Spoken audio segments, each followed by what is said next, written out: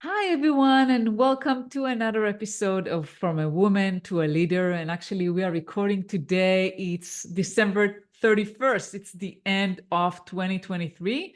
But by the time this episode goes out, it will already be 2024. So Happy New Year, everyone. And today, I called the episode From Sand Dunes to Silicon Valley. And I'm super honored to have here today Monica Bajaj. And Monica will talk about her journey of moving from the sand dunes of India to the heart of Silicon Valley. And Monica, for those who don't know, is the VP of Engineering at Okta. So, hi, Monica, welcome. Thank you, Limor, and a very happy new year. We are almost, what an honor, like December 31st, ending the year with such a spectacular podcast. So looking forward Oh, to our thank conversation. you. And thank you for honoring me and speaking with me at the last day of the year. Yes, So, Monica, let's start, and maybe we can start with your background, with your childhood in India. So, can you share our listeners a little bit about it? definitely. So I was born, as Limor pointed out, sand dunes. I was born in a city called Jodhpur in state Rajasthan, which is the northern west part of India. And it is famous for its sand dunes. Apart from that, it is also famous for its food, coloring, colors, clothing, and whatnot, and just the cultural traditions. So I was born there, and I grew up in Indore, which is another famous city of India, cleanest city of India, they call it, and food street capital of India as well. So as you can see, I'm a big into foodie. Grew up in India, but my relation to sand dunes has been very tight. And the reason is every summer I used to go to back to my grandparents and be there for the summers. Summers used to be really, really hot, as you can see. But my best education was done by my mom and my grandfather, who was himself a teacher in English. And that's where my language skills, my writing skills got developed. And we used to study in early morning, like sometimes around 5 a.m., and go to the terrace and study. So that's one tie. The second tie is life, as they say, life is a full circle. After I finished my undergrad in engineering, my first job I got in the same city where I was born. So I went back and I served as an assistant professor in computer science in the city of Jodhpur at MBM Engineering College for 2 years. So that's that first job, as you know, like is always special in your heart. And so that's why I call it as my journey started from there. And then rest is all history. I moved around and came back, came to the Silicon Valley. Wow, incredible. And you said about your mother and father, how they kind of distilled the learning of the Mhm. language in you, which is wonderful. Mhm. What other kind of values and beliefs did your family, particularly your mother, instill in you that have guided your life? Definitely. So my parents play a big role. Until today, they play a big role. I'm very fortunate to have them around me. Number one is education. Education is the key that was instilled in us growing up as kids. We can cut down on other resources like clothing and other brands, whatever you call whatever kids get these days. But education is we will never compromise. So my dad was a professor, and then he started working in a private sector. He was a scientist, and my mom was like homemaker, and she basically took all her experiences and instilled into us, me and my brother, that why education is so important, why independence is so important. And being, she did her master's in economics, but she always wanted that her daughter is independent. And so the two things were there, education and independence. When you become an adult, You are able to take care of your own things by yourself. She did not have any expectation, or my parents did not have any expectation that, oh, you should become an engineer or a doctor, but just become independent. And the path was created by surroundings and by learnings. And those days, internet, email was not available, to be honest. Like phones were not available. So everything was either library or talking to your friends and learning about it. And that's where, it all started. And then when I finished my undergrad, I wanted to do my master's, and I went to master's at IIT Bombay, worked in industry for 1 to 2 years, and then moved to US. But even coming to US I'm very fortunate. I was single that time. And of course, at a stage, Indian culture is always about like, getting married, you have done your master's. But my parents were like, okay, you go and fulfill your dreams. So they were very big support, for me, to try on new things. And just having that faith and trust in me that I can do these things. So that was definitely the muscle behind where I am today. And it continues to be. Incredible. And yes, and you mentioned education and dependence, which Mhm. obviously both of them played in your journey, right? You pursued your undergrad, your master degree, and then independence. You decided to kind of leave the nest and move to the Silicon Valley, which is very different from where And you trust grew me, up. yeah, trust me, it was very, very hard because in full disclosure, sometimes you take that leap, but in your heart, you know that what if it doesn't work out, right? There is that little fear, but you cannot tell anybody. And I had exactly the same thing because I was coming to a country where I did not know anybody. This was my first flight, forget about domestic, but first flight ever. So Wow. just flying in the airplane with a limited pocket money. And what if it doesn't work? What will I do? Right. So all those questions were in mind, but I was holding on to them and said, like, have faith, have faith. And because of the support I had back at home, and it was just the faith, I didn't want to take any, you know, monetary benefit from my parents because, they had worked really hard to help me where I am today.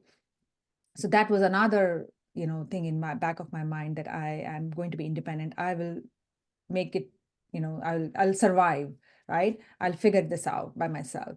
So that grit was there in me throughout this process. Until today it is like that. So I'm very fortunate to be around them, with them. Yeah, uh, you are. Because this is not trivial to move, to do such a big move by yourself. What was the motivation for moving to the US, by the way? Well, again, this is one thing which I did follow the herd, kind of. During those days, if you are coming to US was a really big charm. And many of my friends who, either came to US after their undergrad or did after their masters. And because I went to IIT Bombay, one of the best schools and very well recognized. And I went there. It was a big exposure for me. I learned a lot in these 18 months. I had 18 months I spent for my master's, and it was a game changer for my life. Not just technically, I built my skills, but just how to basically stand out in a group of people who are smarter than you, right? And what does it take? Because earlier it was all about like you get the best grades, you are the best of the best, but now you are sitting in a group of people who are best of the best, and how to learn from them. That was the game changer for me, that you will always have people better than you. The best part you can do is learn from them and be a part of it, right? And so that was a learning experience I had. I had amazing professors there. I'm still in touch with them, and lots of learning went in there. And then once you are into that exposure of resources and knowledge and, more avenues, I decided, like, let me explore the world a little bit. And coming to US was definitely everybody's dream because opportunities were there, resources were there. These were two things which were lacking in India at that time. Today, I would say it's at par. Um, so that's why I said followed the herd during those days, those years, and everybody came. Um, the difference is, like, I'm still here. Many of my friends went back. Some came back. So it's a, it's whatever works for you, that kind of thing. But that was big. Absolutely. Yeah, that was the biggest reason. Yeah. And how was it like being an Indian woman in the US? You said you didn't know anyone. How was it like starting to work in the US? Um, it was not easy. um, because if you do not know anybody, you first of all, no matter, I mean, English I knew very well, so language was not a barrier, which was really, really helpful. But just the cultural norms, the style of working, how people react. There were a lot of instances where, you had to just, and then, when you are in a different country, you try to fit in. And I did the same thing for a while, but then it starts becoming very, painful for you because you are losing your identity. And so I realized, like, I need to take a step back. I need to be who I am, and I need to bring my best out of it, right? And one thing which a quote which I always keep in mind, and I've put in front of my desk also, is like that smooth seas do not make skillful sailors. So I knew that I'll have to struggle as a woman, woman of color, and women in technology, right? So there were like multiple barriers. There was no concept of women in tech or diversity or inclusiveness. Nobody used to talk about all those terms, which are very, very common these days. And sometimes, we over-index as well. But yes, there is a need for it. Um, I would say, in summary, I met some tremendous bosses who helped me grow, but during the later part of my career, I would say. But there were many people who pulled me down as well. And I figured out the way to navigate through challenges. Is the only way is like having faith in yourself. That's really important. You will always have people around you who will help you, or not help you, that kind of thing. But make what your conscience allows, right? That's really, really important. Do not try to suffer, because when you suffer, your family suffers, and it impacts your day-to-day productivity. And that's where I made my calls whenever I hit that wall, and decided to move. Yes, and I completely agree with you that there will always be people that are supportive, but there will also always be people that I guess they are energy vampires, or I don't know if there's a better word for that. I'm not saying that they are necessarily bad people, Yeah, but a lot of times they bring the negative energy and correct, they pull you down. correct. Sometimes they don't try to do that on purpose. Yes, that is true too. Sometimes they do not know, they're very ignorant. But words are very powerful. The way I look at it is, use your words wisely. And because you do not know, I mean, people always remember. I still have those instances, where I was put down, and those are like bad memories you always keep with you. Whenever it triggers, those are your triggers, because people always remember how were they treated at different moments. And you want to make sure you don't repeat those moments with anybody else around you, because you don't want to be one of them. Sure. And you mentioned that you know when was the time to move on. So, how you as a woman, let's say I'm a woman and I Mhm. have, I have the people that support me. Some people are bringing me down. Mhm. How do I know that it's time for me to move on versus, well, maybe I need to as you said, right? I mean, I need to sail and navigate this sea, this So, storm.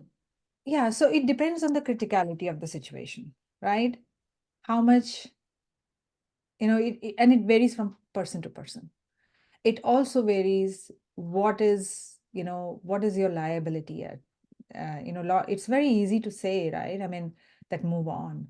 But people, we are all working to take care of our families, our kids. And sometimes it's just a matter of time. Do you pull the trigger now or do you pull the trigger later? Right.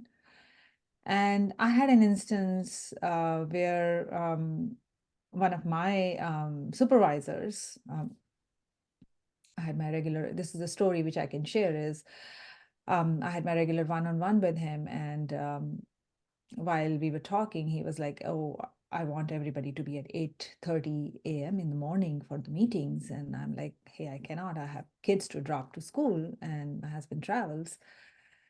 And he was like, well, I have pets. I leave them alone and they figure it out. So you can do that too. And that was the triggering point for me.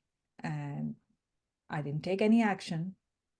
I just was in tears, but I held myself. That's another thing I'll tell every woman is hold on to your emotions when you are at work, because I'm not saying don't be emotional, but never in those meetings, because I personally, for me, it becomes a sign of weakness for us at times. So I walked out and that was it. And I'm like, I'm not going to work either for him or work for this company. And luckily, in 2 weeks, I had another offer, but I was in full force at that time. So the point is, it's the triggering point which helps you understand whether you really want to work, because it's a day-to-day affair, right? You don't want to be in a situation you bring all those bad energy back home. It hurts you and your people around you. The effect is people forget that the days of separating work and family is gone long time back, and in tech it was never there, to be honest. It's just a matter of being in the office and being in at home. But after COVID, there is no separation. So it's better to be in a healthy environment and make those choices. And sometimes you also get bosses who are ready to listen, right? If something is not working, you have an honest conversation with them. But we all know they are very far and few of those because it's considered as like, how do you give feedback to your boss? And you need to be very, very thoughtful about it. You need to have that relationship as well in order to do that.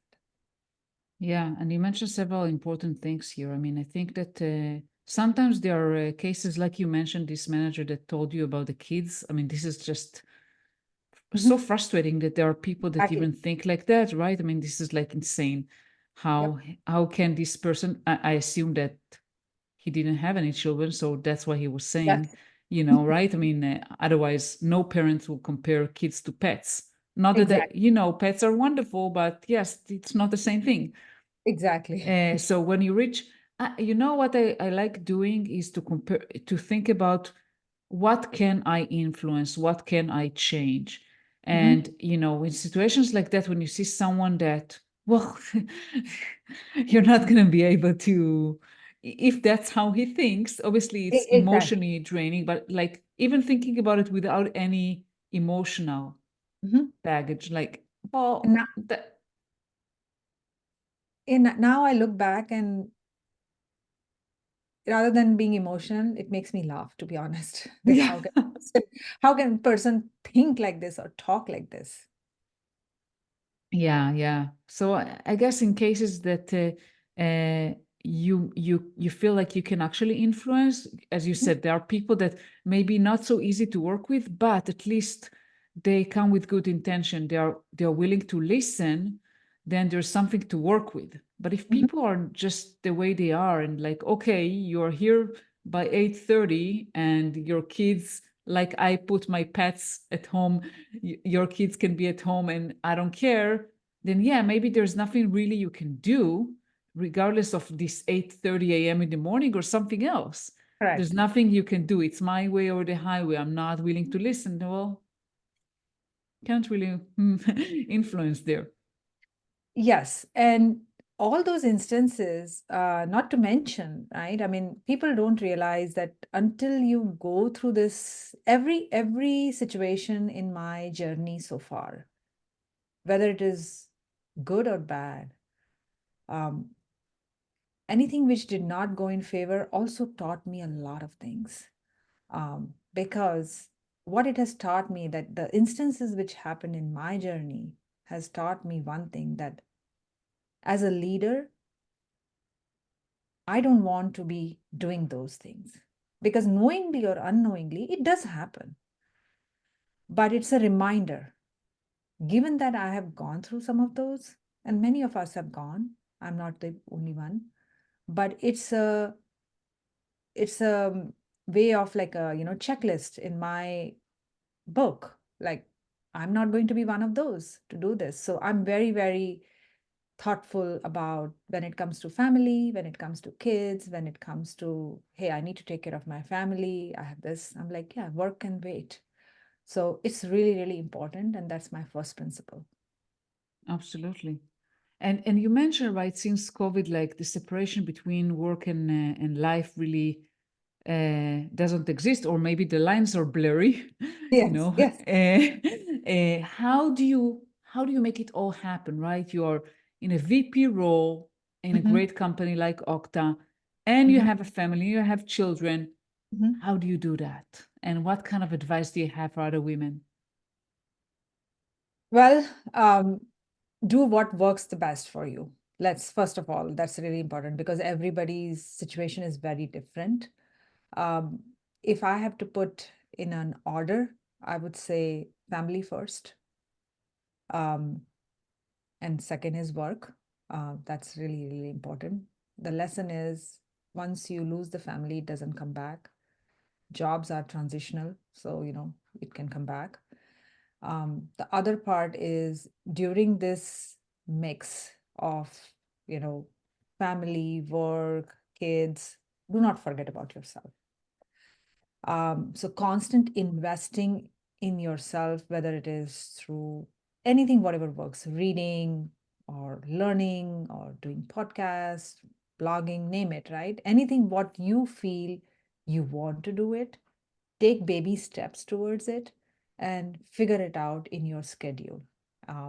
Like, I personally keep few hours, on the weekend, or on, like we are talking today, that's on my list. And of course, I'm going to make it as a priority. So making it as a priority is really important, and you cannot make everything as a priority. Sometimes I make binge watching as my priority, and sometimes I make this as my priority. So carving out certain time, certain hours in a week is very, very important, and they are just for you. Whether it can be for this kind of activities, or it can be just going for, like, a spa, doesn't matter. But for yourself is really important.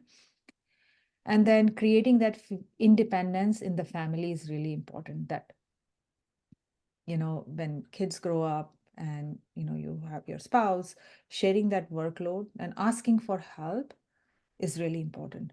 Initially, when I came from India, right? I mean, Indian culture is very different, right? And But luckily, when I came here, and me and my husband worked it out, and we share the low work across the board. And it definitely is very helpful, because if you don't ask for help, you don't get help. That's the reality, right? So asking for that is really important, whether it is at work or is at home. Do not hesitate. So I would advise that keep it very simple, make yourself as a priority, but carve out certain time, along with other things which you have on your plate. Yeah, I cannot agree And you need more. to enjoy it. You need to Yeah. enjoy it, right? I mean, that's the really part, because if you enjoy it, that energy fuels you back through it. Like, I enjoy writing blogs, and I enjoy speaking at conferences and doing these podcasts, because I feel I'm making an impact through my journey. And if you believe in that for yourself, go and do it, right? I mean, the more you do it, the better you get. Absolutely. And the more you do for yourself, the better you get for your family. I think this is what Exactly. a lot of women don't realize. Mhm. And they sacrifice themselves for the sake Correct. of their family. Yeah. And I see that, sometimes my daughter, now she's graduating actually from college, and she will be in the workforce. And the kind of conversation she has with me, um, directly or indirectly, she sees me, um, and she comes and tells me about the things which I do. So I feel like in my heart, I feel like in some form or shape, she is getting some of the things. I'm making an impact um, for her and for the next generation. That is something I really, really want, that the next generation needs to be much stronger because they have a lot of support system. And as women leaders, definitely we can pave the path for them. So that brings the utmost joy for me, that if my next generation is able to stand on their feet and they're smarter, they have a lot of resources, their thought process is really, really, eye-opening sometimes. um, so that's the best part we can do. Yeah, absolutely. And I just want to say, like you mentioned about asking for help. Mhm. Um, I would also add higher help because you know, I had a woman that I'm coaching that she felt guilty Mhm. not preparing lunch for her kids herself, like not cooking for her kids. So she told me, I wake up at 5 a.m. Uh-huh. to cook lunch for my kids. So my kids, have home cooked meal. And because I do that, I don't have time for myself. I don't have, because she said, I'm an early riser. I could work out at 5 a.m., but I don't do that because I have to cook. And this and it's great to cook for the kids. I'm not saying don't cook, but just balance that. And yeah, it's okay to buy food. It's okay to maybe hire someone to cook for you or hire someone to do your laundry or whatever. I mean, it's okay. Your kids will be happy. Kids will get a lot from you if you are happy, even if you True. didn't cook them a specific meal. That's true. And I have been in those situations where you are like family versus going to a gym. And I would say, again, it comes to the priority, right? Yeah.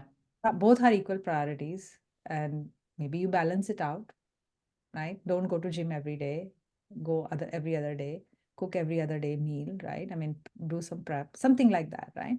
But it's how people manage their time is really, really important. It's all about managing time and priority. Yes. And they know it's not easy when the kids are young. I've been there That's true. too. Mhm. That is, But they grow up much faster than we think, right?